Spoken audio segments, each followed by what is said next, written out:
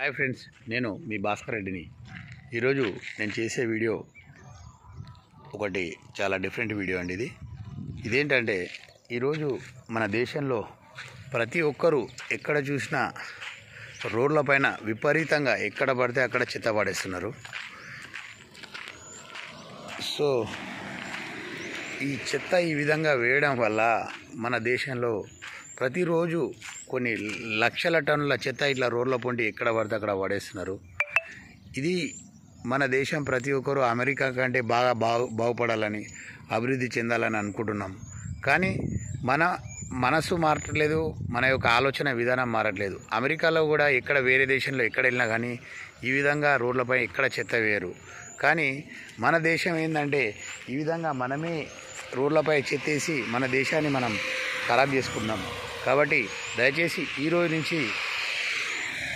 నుంచి కరెక్ట్గా ఒక 365 రోజులు ఎవ్వరు రోడ్లపైన కానీ ఎక్కడ కానీ చెత్త వేయకపోతే మన దేశం అమెరికాని మించిన అందమైన నీట్ దేశం అవుతుందని నా యొక్క కోరిక.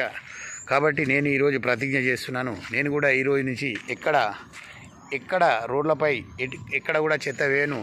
మీరు కూడా ప్రతి ఒక్కరూ నేను చేసే ఈ ఉద్యమంలో సహకరించాలని కోరుకుంటున్నాను. ఈ విధంగా మనం రోజు రోడ్లపై చెత్త వేయడం వల్ల దీన్ని వచ్చి మళ్ళీ సఫాయి వాళ్ళు వచ్చి ఎత్తుకెళ్ళడము, మళ్ళీ మనం రోడ్ల మీద వేయడము, మళ్ళీ సఫాయి వాళ్ళు ఎత్తుకెళ్ళడము. ఈ విధంగా సఫాయి వాళ్ళకు కూడా మనం కొన్ని వేల కోట్ల రూపాయలు ఖర్చు పెడుతున్నాం. వాళ్ళకు కూడా ఎంతో ఇబ్బంది. ఇది మనము అదే చెత్త డస్ట్బిన్లలో వేసామనుకోండి, దానివల్ల ఆ చెత్త డైరెక్ట్గా ఆ చెత్తకి ఎక్కడ వెళ్ళాలో అక్కడికి వెళ్ళిపోతుంది. దేశంలో ఎక్కడ రోడ్లపై కానీ ఓపెన్ ప్లేస్లలో కానీ మన ఇంటి చుట్టుముట్టు కానీ పరిసరాలు కానీ ఎక్కడ కానీ చెత్త కనిపించదు. కాబట్టి దయచేసి ఫ్రెండ్స్ మీరందరూ నాతో సహకరిస్తారని నేను అనుకుంటాను. నేను చెప్పే ఈ మాట విని మీరు అందరూ ప్రతి ఒక్కరూ ఇకపై రోడ్లపైన ఎక్కడ చెత్త వేయకపోతే 100 కోట్ల మంది పబ్లిక్ మన దేశంలో దాదాపు 150-160 కోట్లు ఉన్నారు. 160 కోట్ల రోడ్డు పైన రోజు తిరిగే వాళ్ళు ఒక 100 కోట్ల పాపులేషన్ ఉంటారు.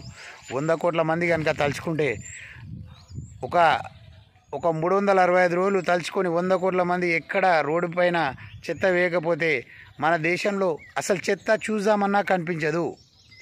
చూడండి ఫ్రెండ్స్, ఇది నేను చేస్తున్న వీడియో. మీరు అందరూ నాకు సహకరిస్తారని అనుకుంటున్నాను. నా పేరు భాస్కర్ రెడ్డి, నేను వచ్చేసి గట్కేసర్లో ఉంటాను. ఇది మన దేశ దుస్థితికి కారణమవుతుంది. దీనివల్ల ప్రతిరోజు ఎంతోమంది రోగాల పాలవుతున్నారు. హాస్పిటల్లో పోయి వేల లక్షల బిల్లులు పే చేయాల్సి వస్తుంది. అదే మనం చెత్తని కంట్రోల్ చేయగలిగితే మన దేశము అభివృద్ధి చెందిన దేశాల్లో జాబితాలో చేరడానికి ఒక అడుగు దూరంలో ఉంది. ఆ ఒక్క అడుగు మనం ఎక్కేస్తే మన దేశం అభివృద్ధి చెందిన దేశంలాగా అవుతుంది. కాబట్టి ఈ చెత్తని ఇకపై ఎవ్వరు కూడా రోడ్లపై ఎక్కడ వేయకండి. దయచేసి వేయకండి. మీరందరూ మారండి.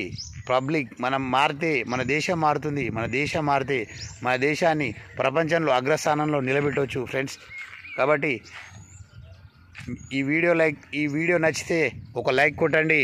అదేవిధంగా మీలో ఈ వీడియో చూసిన ప్రతి ఒక్కరూ నేను చెప్పిన ఈ వర్డ్స్ని విని ఫాలో అవుతారని నేను ఆశిస్తున్నాను. జై హింద్, జై భారత్.